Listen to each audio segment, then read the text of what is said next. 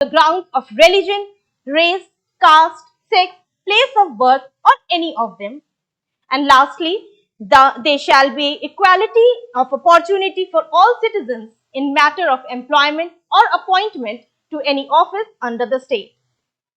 Also, the directive principles of state policy mention that the state shall direct its policy towards securing to all the citizens, both men and women, the opportunity of equal right and equal pay for all.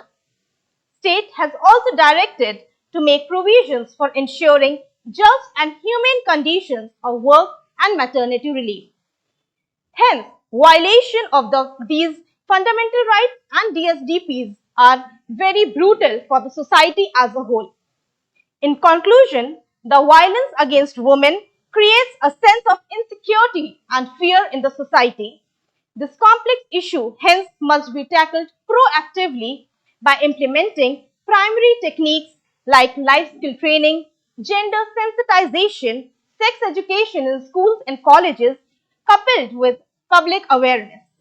Thank you and have a good day.